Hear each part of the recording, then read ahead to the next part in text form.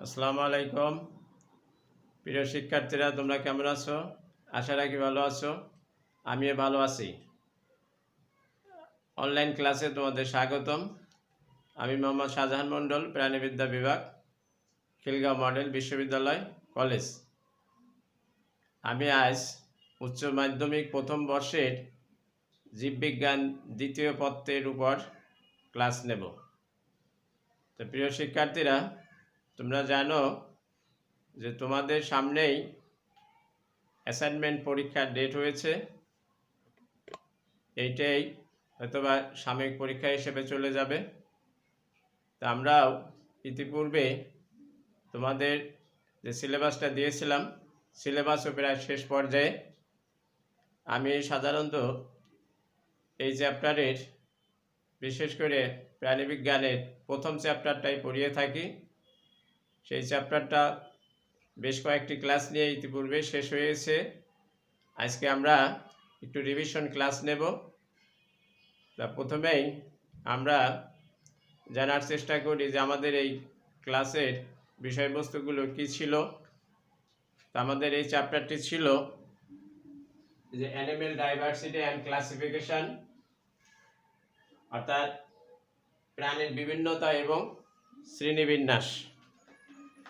তা প্রিয় শিক্ষার্থীরা, এই চ্যাপ্টারের দুটো পার্ট, একটা হলো অ্যানিমেল ডাইভার্সিটি, আরেকটি হচ্ছে ক্লাসিফিকেশান। অ্যানিমেল ডাইভার্সিটি আমরা পড়িয়েছি, বিশেষ করে প্রাণী বৈচিত্র্য কী। আমরা আজকে একটু সংক্ষিপ্ত আকারেই সব কিছু আলোচনা করব। প্রাণীর যে কোনো বৈচিত্র্যই হচ্ছে প্রাণী বৈচিত্র্য। এছাড়াও আমরা হ্যামিল্টনের সংজ্ঞা পড়েছি যে biodiversity is the variety of life. তারপরে প্রাণী বৈচিত্র্যর স্তর পড়েছি, বিশেষ করে প্রাণী বৈচিত্র্য স্তর তিনটি: অন্তঃপ্রজাতি, আন্তঃপ্রজাতি এবং বাস্তুতান্ত্রিক বৈচিত্র্য। আমরা প্রাণী বৈচিত্র্যের হ্রাসের কারণ পড়েছি, অর্থনৈতিক গুরুত্ব পড়েছি। এছাড়া আমরা দ্বিপদ নামকরণ, দ্যাট মিনস ক্লাসিফিকেশন পড়েছি। ক্লাসিফিকেশনের সংজ্ঞা হচ্ছে যে পারস্পরিক সাদৃশ্য বৈসাদৃশ্যের ভিত্তিতে জীবদেরকে নির্দিষ্ট রীতি অনুযায়ী বিন্যাস করার পদ্ধতি শ্রেণীবিন্যাস। আমরা শ্রেণীবিন্যাস পড়েছি, শ্রেণীবিন্যাসের জনককে সে নামটাও বলেছি, দ্বিপদ নামকরণের নিয়মাবলীগুলো পড়েছি। তা আমরা এর পরবর্তীতে আমরা ক্লাসিফিকেশনগুলো পড়েছি, বিশেষ করে যে অমেরুদণ্ডের যে ফাইলামগুলো আছে সেই ফাইলামগুলো আমরা আলোচনা করেছি। বিশেষ করে ফাইলামগুলো হচ্ছে পরিফেরা, নিডারিয়া, তারপর Platyhelminthes, Nemathelminthes, that means Nematoda, Annelida, Mollusca, Arthropoda, Echinodermata এবং কর্ডাটা। তা আমরা কর্ডাটা পর্বের আবার তিনটে সাবফাইলাম আছে: ইউরোকর্ডাটা, সেফালোকর্ডাটা এবং ভার্টিব্রেটা। তা প্রিয় শিক্ষার্থীরা, আমরা বেশ কয়েকটি ক্লাসে ভাগ করে করে এই ফাইলামগুলো শিখেছি। তোমাদের এই চ্যাপ্টারে সৃজনশীল প্রশ্নের অ্যান্সার দেওয়ার জন্যে এই ফাইলামগুলোর বৈশিষ্ট্যগুলো আমাদের অবশ্যই মুখস্থ লাগবে এবং উদাহরণ লাগবে। তা শিক্ষার্থীরা, তোমরা জানো আমরা ক্লাসে বলেছিলাম যে ফাইলামগুলোর নাম অবশ্যই ইংরাজিতে লিখতে হবে এবং উদাহরণগুলোও ইংরাজিতে লিখতে হবে। দ্বিপদ নামকরণের নিয়মাবলী ফলো করে জেনাস স্পেসিস উভয়ের নিচেই দাগ দিতে হবে। তা আমরা দু একটা ফাইলামের বৈশিষ্ট্যগুলি তোমাদের আবার মনে করিয়ে দেই। যদি আমরা প্রথম ফাইলামটি পরিফেরা বলেছি, কারণ প্রোটোজোয়া আর ফাইলামের ভিতরে নাই, প্রোটোজোয়া চলে গেছে প্রোটিস্টা গ্রুপে। তো প্রথম ফাইলাম হচ্ছে পরিফেরা। পরিফেরার দেহে অসংখ্য ছিদ্র আছে, ক্যানাল সিস্টেম বিদ্যমান, স্পিকিউল বিদ্যমান। এইভাবে আমরা পরিফেরা পর্বের বেশ কিছু বৈশিষ্ট্য এবং একটি বা দুইটি উদাহরণ আমরা শিখেছি এবং তোমাদের দাগিয়ে দিয়েছিলাম যে এই উদাহরণগুলো শিখবে। কারণ মিউজিয়াম স্পেসিমেন্টে বা আমাদের ল্যাবে যে প্রাণীগুলো আছে সেই প্রাণীগুলোর উদাহরণ হিসাবে করলেই সবচেয়ে সুবিধা হয়। আমরা নেমাটোডা শিখেছি, প্লাটিহেলমিনথিস শিখেছি। প্লাটিহেলমিনথিস পর্বের উল্লেখযোগ্য বৈশিষ্ট্য হচ্ছে শিখাকোষ বিদ্যমান, এরা চ্যাপ্টা আকৃতির, এখানে প্রকৃত সিলম নাই। বিশেষ করে উদাহরণ হিসাবে আমরা টেনিয়াসোলেমের নাম, ফেসিওলা হেপাটিকার নাম বলেছি। তা পরবর্তীতে আমরা কর্ডাটা পর্ব শিখেছি। কর্ডাটা পর্বের প্রধান তিনটে বৈশিষ্ট্য আছে, নটোকর্ড, নার্ভ কর্ড এবং গলবিলীয় ফুলকা ছিদ্র। সে বৈশিষ্ট্যগুলো প্রধান বৈশিষ্ট্য আমরা শিখেছি। কর্ডাটা পর্বের এছাড়া অন্যান্য বৈশিষ্ট্যগুলো আমরা আলোচনা করেছি। কর্ডাটা পর্বের তিনটা সাবফাইলাম আছে, ইউরোকর্ডাটা, সেফালোকর্ডাটা এবং ভার্টিব্রেটা। ইউরোকর্ডাটার বৈশিষ্ট্য আমরা উদাহরণ শিখেছি, তারপরে সেফালোকর্ডাটার বৈশিষ্ট্য এবং উদাহরণ শিখেছি। ইউরোকর্ডাটার উদাহরণ হচ্ছে অ্যাসিডিয়া, সেফালোকর্ডাটার উদাহরণ হচ্ছে ব্র্যাঙ্কিওস্টোমা। এছাড়া ভার্টিব্রেটার যে কতগুলো ক্লাস আছে, বিশেষ করে প্রথমে দুইটা সুপার ক্লাসে ভাগ করা হয়েছিল, একটা হলো অ্যাগনাতা আর একটা হলো ন্যাথোস্টোমাটা। অ্যাগনাতার অধীনে আবার দুইটা ক্লাস আছে, একটা হলো মিক্সিনি আর একটা সেফালো স্পিডোমরফি। আর ন্যাথোস্টোমাটার অধীনে ক্লাসের সংখ্যা সাধারণত বেশি, এখানে 7টি ক্লাস আছে, একটা কন্ডিকটিস, তারপরে সার্কোপটেরিজি, অ্যাক্টিনোটেরিজি, অ্যাম্ফিবিয়া, রেপটাইলিয়া, অ্যাবিস এবং ম্যামালিয়া। এর মাঝে আমরা কিছু শর্ট প্রশ্ন শিখেছি। এই শর্ট প্রশ্ন যেমন সকল মেরুদণ্ডী প্রাণী কর্ডেট এবং সকল কর্ডেট মেরুদণ্ডী নয়। আমরা উদাহরণের সাহায্যে ব্যাখ্যাটাও সুন্দরভাবে শিখেছিলাম। বিশেষ করে ইউরোকর্ডাটা, সেফালোকর্ডাটা এরা কর্ডেট, অনুরূপভাবে ভার্টিব্রেটা একদিকে কর্ডেট আর একদিকে মেরুদণ্ডী, সে ব্যাখ্যাটি আমরা শিখেছি ইতিপূর্বে বা গত ক্লাসে। বা তোমরা যারা ছিলে না তারা যদি ব্যাখ্যাটি এখন একটু খেয়াল করে তাহলে মুখস্থ হয়ে যাবে। ইউরোকর্ডাটা এবং সেফালোকর্ডাটা এদেরকে যে নটোকর্ড, নার্ভ কর্ড, গলবিলীয় ফুলকা ছিদ্র আজীবন একই রকম থেকে যায়, এই কারণে এরা কর্ডেট, মেরুদণ্ডী নয়। অনুরূপভাবে ভার্টিব্রেটা একদিকে কর্ডেট আর একদিকে মেরুদণ্ডী। ভার্টিব্রেটা কর্ডেট কারণ দেখা যায় ভ্রূণ অবস্থায় নটোকর্ড, নার্ভ কর্ড, গলবিলীয় ফুলকা ছিদ্র থাকে। বিশেষ করে মানুষের ক্ষেত্রে, আমাদের ক্ষেত্রে এই বৈশিষ্ট্যগুলি ছিল যখন আমরা মায়ের পেটে ভ্রূণ অবস্থায় ছিলাম। পরবর্তীতে এই তিনটে বৈশিষ্ট্য চেঞ্জ হয়েছে, নটোকর্ড, নার্ভ কর্ড, গলবিলীয় ফুলকা, তিনটে বৈশিষ্ট্য চেঞ্জ হয়ে যথাক্রমে হয়েছে। একটা হলো মেরুদণ্ডের রূপ নিয়েছে, উন্নত স্নায়ুতন্ত্র গঠন করেছে এবং ফুলকাটা ফুসফুসের রূপ নিয়েছে। তাহলে আমরা বলতে পারি যে সকল মেরুদণ্ডী প্রাণী কর্ডেট, অর্থাৎ ভার্টিব্রেট একদিকে কর্ডেট আর একদিকে মেরুদণ্ডী। সকল কর্ডেট মেরুদণ্ডী নয়, that means Urochordata, Cephalochordata chordate কিন্তু মেরুদণ্ডী নয়। এই ব্যাখ্যাটা আমরা শিখেছিলাম। তা প্রিয় শিক্ষার্থীরা, তোমাদের যে পরীক্ষাগুলো হবে সেই পরীক্ষা আমরা জুলজির উপর হয়তো অ্যাসাইনমেন্টে 4টে প্রশ্ন থাকবে। সেই 4টে প্রশ্ন এই চ্যাপ্টার থেকে একটা সৃজনশীল প্রশ্ন এবং কিছু শর্ট কোশ্চেন থাকবে। আমরা কোশ্চেন নিয়েও আজকে আলোচনা করব। এর পরবর্তীতে তোমাদের আরেকটি চ্যাপ্টার আছে হাইডার, হাইডার থেকেও প্রশ্ন থাকবে। তারপরে আরেক চ্যাপ্টার আছে রুই মাছ এবং ঘাস ফড়িং। অন্যান্য ম্যাডামরা আমাদেরকে তোমাদের এই চ্যাপ্টারগুলো পড়াইছে, সেই চ্যাপ্টারের উপরও প্রশ্ন থাকবে। আর ছিল 12 নম্বর চ্যাপ্টার, অর্থাৎ প্রাণীর আচরণ, সেই চ্যাপ্টার থেকেও প্রশ্ন থাকবে। তা মূলত চ্যাপ্টার হলো 5টি, সৃজনশীল প্রশ্ন থাকবে 4টি। যে কোনো একটি চ্যাপ্টার থেকে হয়তো সৃজনশীলের প্রশ্ন না থাকলেও শর্ট কোশ্চেনগুলো থাকতে পারে। আর তোমাদের সামনে যে পরীক্ষাটি হবে বোটানির উপরও প্রশ্ন থাকবে। তোমাদের বোটানির সিলেবাসে অলরেডি দেওয়া হয়েছে, প্রথম থেকে 4র্থ চ্যাপ্টার পর্যন্ত, এবং প্রতিটা চ্যাপ্টার থেকে একটি করে প্রশ্ন থাকবে। তা আমরা এখন এই চ্যাপ্টারে বিশেষ করে সৃজনশীল প্রশ্ন নিয়ে এবং কিছু শর্ট কোশ্চেন নিয়ে আমরা আলোচনা করব। তা প্রিয় শিক্ষার্থীরা, তোমরা জানো যে সৃজনশীল প্রশ্ন লিখতে গেলে 4 টাইপের প্রশ্ন থাকে। একটা হলো জ্ঞানমূলক, একটা হলো অনুধাবন, পূরক, উচ্চতার দক্ষতা। তা এই চ্যাপ্টারের জ্ঞানমূলক প্রশ্ন কি কি হতে পারে, যেমন ধরো প্রাণী বৈচিত্র্য কি, তা প্রাণীর যে কোনো বৈচিত্র্য প্রাণী বৈচিত্র্য, অথবা হ্যামিল্টনের সংজ্ঞাটা যদি আমরা লিখে দিই যে biodiversity is the variety of life, প্রাণী বৈচিত্র্য। তা পাশাপাশি দেখা যায় যে প্রাণী বৈচিত্র্য বলিতে কি বোঝো, এই জাতীয় কোশ্চেন যদি থাকে তাহলে তোমাকে যে প্রাণী বৈচিত্র্য সংজ্ঞা সহ আরও কিছু লিখতে হবে। বিশেষ করে প্রাণী বৈচিত্র্য টাইপস অফ তিনটি, একটা অন্তঃপ্রজাতি, আন্তঃপ্রজাতি এবং বাস্তুতান্ত্রিক বৈচিত্র্যই প্রাণী বৈচিত্র্য। তাহলে আমরা এখানে জ্ঞানমূলক কী কী প্রশ্ন হতে পারে আমরা একটু প্রশ্নগুলো নিয়ে আলোচনা যদি করি। তা অ্যানিম্যাল ডাইভার্সিটি এবং ক্লাসিফিকেশন এই চ্যাপ্টারে জ্ঞানমূলক প্রশ্ন থাকতে পারে, বিশেষ করে প্রজাতি কি, তারপরে সিলোম কি, খণ্ডায়ন কি, প্রতিসাম্যতা কি, বহুরূপতা কি, শিখাকোষ কি। তা শিখাকোষ হচ্ছে প্লাটিহেলমিনথেস পর্বের বিশেষ করে রেচন অঙ্গটাই শিখাকোষ, অর্থাৎ শিখাকোষের সাহায্যে রেচন ক্রিয়া সম্পন্ন করে।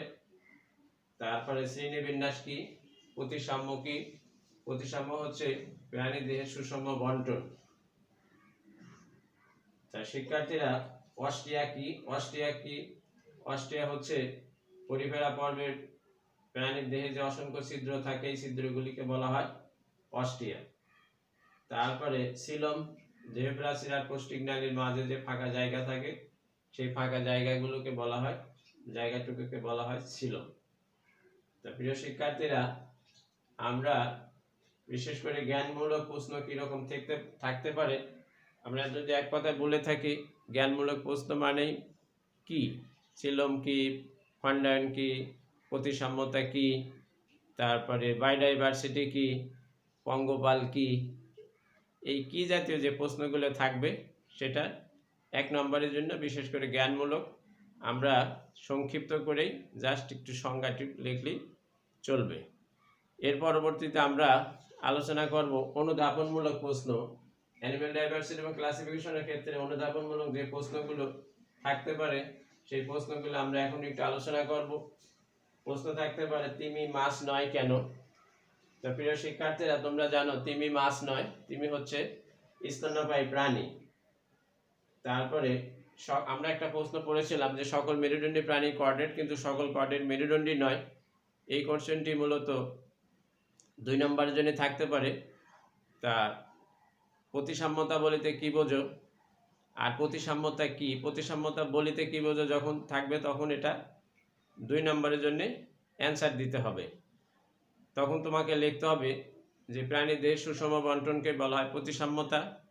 এই প্রতিসাম্যতা আবার কয়েক প্রকার হতে পারে: অরীয় প্রতিসম, দ্বিপার্শ্বীয় প্রতিসম, গোলীয় প্রতিসম, দ্বি-অরীয় প্রতিসম। গোলীয় প্রতিসম যে প্রাণীগুলো সাধারণত গোল হয় এবং প্রাণীকে অসংখ্য বার সমান 2 ভাগে ভাগ করা যায়। আর দ্বিপার্শ্বীয় প্রতিসম এই প্রাণীগুলিকে একবারই সমান 2 ভাগে ভাগ করা যায়। দ্বি-অরীয় প্রতিসম অধিকবার সমান 2 ভাগে ভাগ করা যায়। এবং এছাড়া আরও কিছু দ্বিপদ নামকরণ বলতে কি বোঝো। তো দ্বিপদ নামকরণ হচ্ছে যে 2টা পদ দ্বারা জীবের নামকরণ পদ্ধতি দ্বিপদ নামকরণ। সেই 2টা পদ হলো একটি গৌণ অপরটি প্রজাতি। তো স্যার ক্যারোলাস লিনিয়াস দ্বিপদ নামকরণ পদ্ধতি জনক, বা উনি দ্বিপদ নামকরণ আবিষ্কার করেছে। এছাড়া আরও যে প্রশ্নগুলো থাকতে পারে, দ্বিস্তর বিশিষ্ট প্রাণী বলিতে কি বোঝো, ত্রিস্তর বিশিষ্ট প্রাণী বলিতে কি বোঝো, তারপর ICZN কি, শ্রেণীবিন্যাস বলিতে কি বোঝো, সিলেন্ট্রন বলিতে কি বোঝো, ইউরোকর্ডাটা উপপর্বের প্রাণীদেরকে সাগর ফোয়ারা বলা হয় কেন, এটা আমরা গত দিনে এর ব্যাখ্যাটা সুন্দরভাবে শিখেছি। হিমোসিল বলিতে কি বোঝো, হিমোসিল হচ্ছে আরশোলার দেহ গহ্বর রক্ত দ্বারা পূর্ণ থাকলে তখন তাকে বলা হয় হিমোসিল। তো এই জাতীয় যে প্রশ্নগুলো আমরা বললাম, আশা করি এখান থেকে বেশ কিছু শর্ট কোশ্চেন আমরা বলেছি। এই শর্ট কোশ্চেনগুলো যদি তোমরা পড়তে পারো তাহলে জ্ঞানমূলক এবং অনুধাবনমূলক প্রশ্নগুলির অ্যান্সার ইজিভাবে তোমরা দিতে পারবে। তা প্রিয় শিক্ষার্থীরা, আমরা এর পরবর্তীতে পূরক এবং উচ্চতার দক্ষতা নিয়ে আমরা কিছু আলোচনা করব। তা পূরক এবং উচ্চতার দক্ষতা কোন টাইপের প্রশ্ন থাকতে পারে আমরা একটা উদ্দীপকের আলোকে এই ব্যাখ্যাটা শিখব।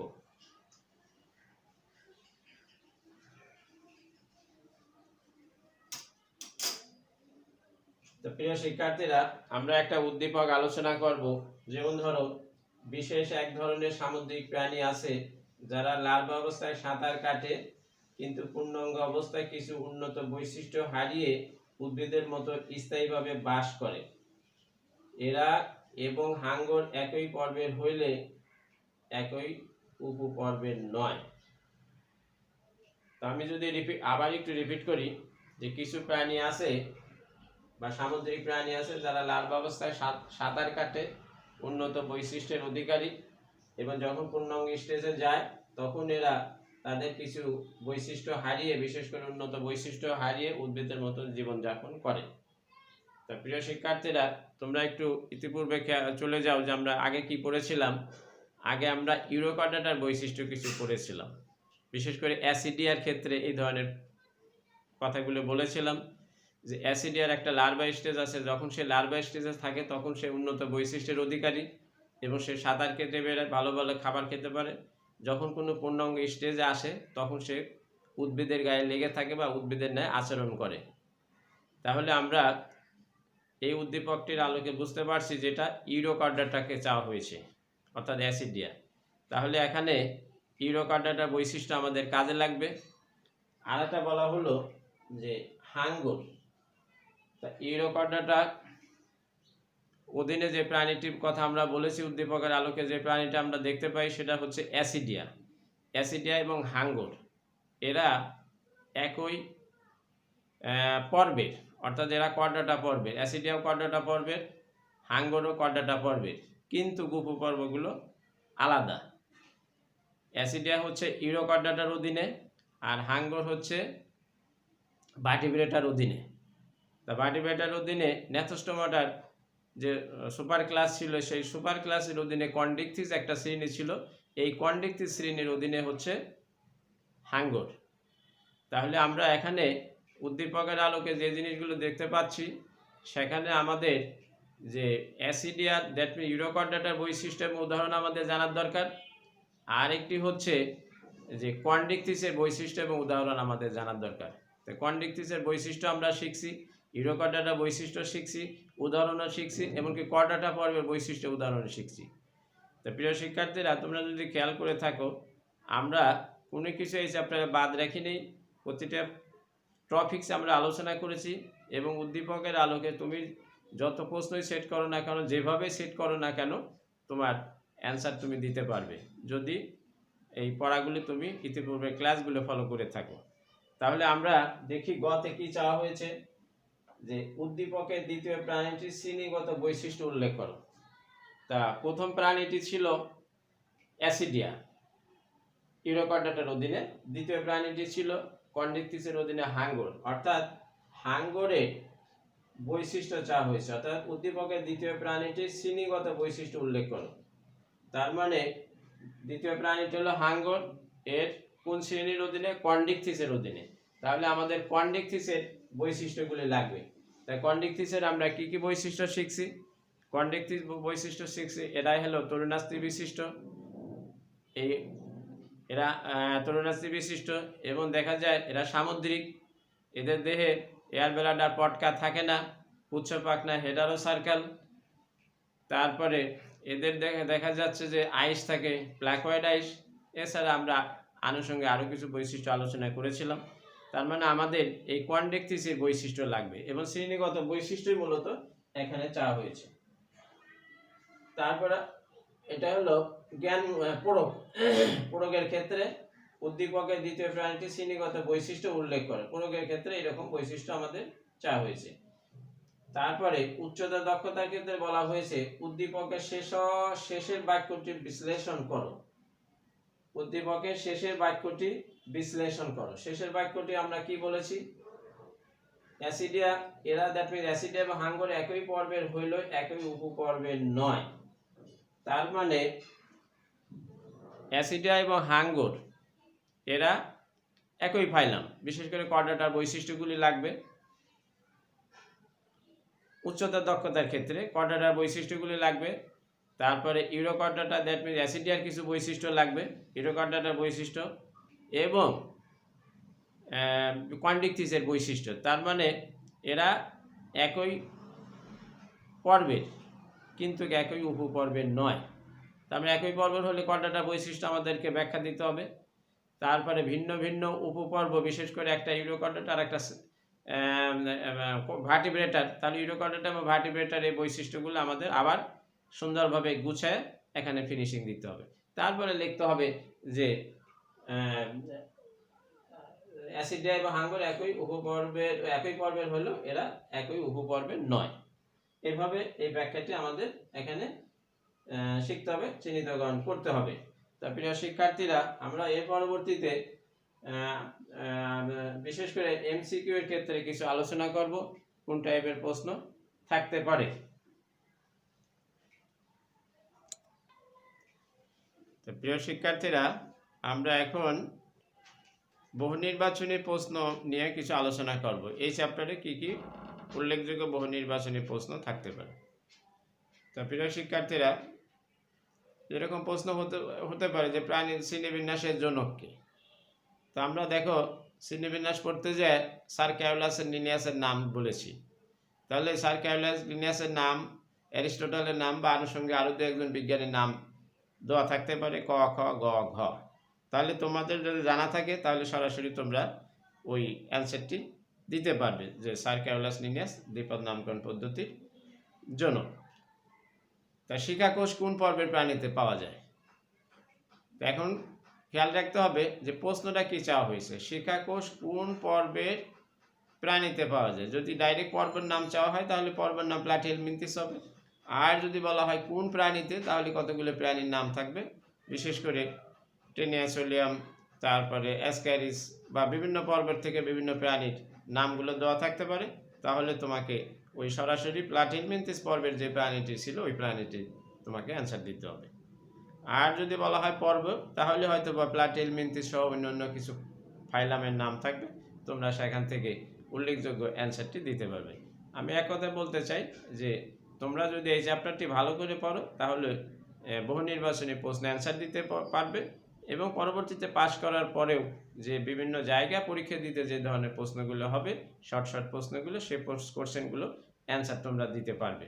তো প্রিয় শিক্ষার্থীরা, এখানে যে কোনটি অপ্রতিসম প্রাণী, তা আমরা প্রতিসাম্যতা শিখেছি, যে প্রতিসাম্যতা শিখলে আমরা তাহলে আমাদের এখানে যে কোনো শর্ট কোশ্চেন আমরা দিতে পারি। যেমন দ্বিপার্শ্বীয় প্রতিসম মানুষ, তারপরে হচ্ছে গোলীয় প্রতিসম ভলভক্স।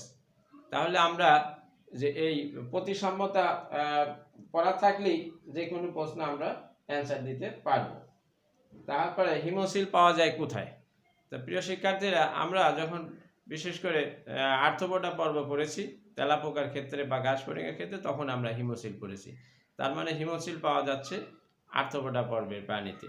আর ডাইরেক্ট যদি প্রাণী বলা হয় তাহলে আমরা এখানে ঘাস ফড়িং অথবা তেলাপোকা অথবা এই পর্বে কোনো প্রাণী থাকবে, আর অন্যান্য পর্বের কিছু প্রাণী উল্লেখ করে দেবে। তখন তুমি এই প্লাটিহেলমিনথেস পর্বের যে প্রাণীটা আছে ওই পর্বের প্রাণীতে দাগ দিলেই তোমার অ্যান্সারটা সঠিক হয়ে যাবে। তা আমরা সৃজনশীল প্রশ্ন আলোচনার ক্ষেত্রে যেমন বলেছি যে জ্ঞানমূলক, অনুধাবন, প্রয়োগ এবং উচ্চতার দক্ষতা, এইরকম প্রশ্নগুলো থাকে। অনুরূপভাবে যখন তোমার বহু নির্বাচনী প্রশ্নগুলো অ্যান্সার দেবে তখনও কিন্তু এই 4টি নিয়ম ফলো করে প্রশ্নগুলো থাকে। কিছু থাকবে জ্ঞানমূলক, কিছু অনুধাবন, প্রয়োগ এবং উচ্চতার দক্ষতা। আমরা যে আলোচনা এতটুকু এখন যতটুকু করেছি এগুলো হচ্ছে জ্ঞানমূলক প্রশ্নের আলোচনা। আমরা এখন যদি অন্য একটা সাইড আলোচনা করি, বিশেষ করে প্রয়োগ এবং উচ্চতার দক্ষতা, এরকম একটা প্রশ্ন যদি আলোচনা করি, যে ধরো একটা রুই মাছের চিত্র আঁকা থাকতে পারে, সে এই রুই মাছটি কোন শ্রেণীর প্রাণী। তার প্রিয় শিক্ষার্থীরা, আমরা জানি রুই মাছটি হচ্ছে অস্টিকথিস শ্রেণীর অথবা অ্যাক্টিনোটেরিজি। অস্টিকথিস যদি এখন আর ক্লাস নাই বা শ্রেণী নাই, অস্টিকথিস ভেঙে হয়েছে অ্যাক্টিনোটেরিজি আর সাইকোপটেরিজি। তা রুই মাছটি হচ্ছে অ্যাক্টিনোটেরিজের অধীনে প্রাণী। তাহলে চিত্রের প্রাণীটি কোন শ্রেণীর? এটা হলো অ্যাক্টিনোটেরিজি। তারপরে বলা হলো যে ওই প্রাণীটির আইস কোন টাইপের। তো প্রিয় শিক্ষার্থীরা, ওই প্রাণীটির আইস হচ্ছে সাইক্লোয়েড আইস। দেখো, আমরা রুই মাছ যখন, বিশেষ করে অ্যাক্টিনোটেরিজের অধীনে রুই মাছ যখন আমরা পড়েছি, তখন কিন্তু রুই মাছের বা পুচ্ছ পাখনা কেমন, হোমোসার্কেল, আইস কেমন, সাইক্লোয়েড আইস, তারপরে এটা অস্থি বিশিষ্ট, এই কথাগুলো কিন্তু আমরা বৈশিষ্ট্যের ভিতর শিখেছি। কাজেই তোমরা বলতে পারছো যে এই প্রশ্নগুলো খুবই ইজি, যদি তোমাদের ওই আগের ওই ক্লাসগুলো ফলো করা থাকে এবং ওই বৈশিষ্ট্যগুলো মুখস্থ থাকে। আমি এক কথা বলতে চাই যে অমিনিডন্ডের যে ফাইলামগুলো আছে, বিশেষ করে পরিফেরা, নিডারিয়া, প্লাটিহেলমিনথিস, নেমাটোডা, তারপরে mollusca, Annelida, arthropoda, Echinodermata, chordata, এবং কর্ডাটার আবার যে সাব ফাইলামগুলো আছে, বিশেষ করে ইউরোকর্ডাটা, সেফালোকর্ডাটা, ভার্টিব্রেটা।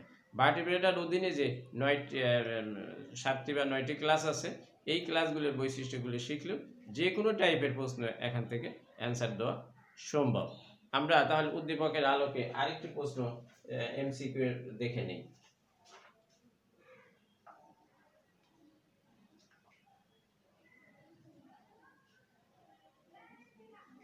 প্রিয় শিক্ষার্থীরা, যেমন একটা শর্ট প্রশ্ন, আমরা জানি যে আইসিজেডএন অর্থাৎ international code of zoological nomenclature.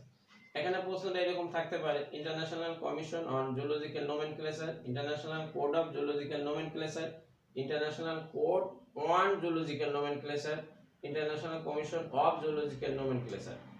তার মানে দেখা যাচ্ছে যে এখানে এক জায়গায় অফ থাকতে পারে, এক জায়গায় অন থাকতে পারে, এক জায়গায় কমিশন থাকতে পারে, আর এক জায়গায় কোড থাকতে পারে। তাহলে আমাদের অ্যাকুরেট অ্যান্সারটা, বা আমি যদি এই লাইনটাই মুখস্থ থাকে international code of zoological nomenclature, তাহলে আমার প্রশ্ন যেভাবে ঘুরায় আসুক না কেন, আমরা এগুলো অ্যান্সার দিতে পারবো। অনেক সময় দেখা যায় দুইটি প্রাণী একসাথে উল্লেখ করে এটা কোন পর্বের প্রাণী চাওয়া যেতে পারে। যেমন ধরো জেলিফিশ এবং হাইডা কোন পর্বের প্রাণী? জেলিফিশ এটা হলো নিডারিয়া, হাইডা নিডারিয়া পর্বের, এরকম প্রশ্নটা হতে পারে। যেমন ধরো কর্ডাটা পর্বের কয়েকটা প্রাণী উল্লেখ করে বলা হলো যে এই প্রাণীগুলি কোন পর্বের, তাহলে আমরা যদি কর্ডাটা পর্বের নামগুলো লিখে, এটা অ্যান্সারটা সঠিক হয়ে যাবে। তো প্রিয় শিক্ষার্থীরা, এখানে অনেক সময় দেখা যায় যেরকম কিছু প্রশ্ন হয়ে যায় যে কোনটি ওই পর্বের বৈশিষ্ট্য নয়, দ্যাট মিনস একাইনোডার্মাটা পর্বের বৈশিষ্ট্য নয়। তা প্রিয় শিক্ষার্থীরা, আমরা যদি একাইনোডার্মাটা পর্বের বৈশিষ্ট্য টোটাল জানতে পারি, তাহলে আমরা এটাকে আলাদা করতে সুবিধা হবে, যেটা একাইনোডার্মাটা পর্বের বৈশিষ্ট্য নয়। তাহলে একাইনোডার্মাটা পর্বের কী কী বৈশিষ্ট্য ছিল? এখানে সুস্পষ্ট মস্তক নাই, এদের কাঁটা ছিল, ওয়াটার ভাস্কুলার সিস্টেম বিদ্যমান, তারপরে হেমালতন্ত্র বিদ্যমান, তারপরে এরা সামুদ্রিক। তাহলে এই জাতীয় বৈশিষ্ট্যগুলি একাইনোডার্মাটার পর্বে ছিল।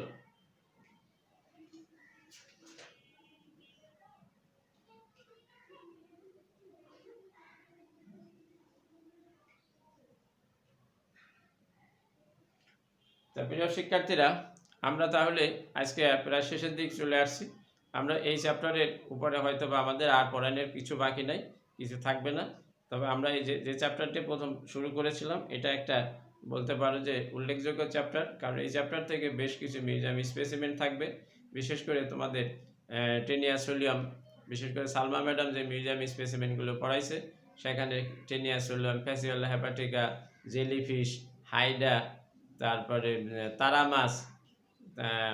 মাছ, শামুক, ঝিনুক অথবা রুই মাছ, তারপরে বিশেষ করে ইলিশ মাছ, হিলসা ইলিশা বা টেনিয়েলোসা ইলিশা, এই যে মিউজিয়াম স্পেসিমেনগুলো দিয়েছে, এই মিউজিয়াম স্পেসিমেনগুলোও কিন্তু এই চ্যাপ্টারেরই অংশ।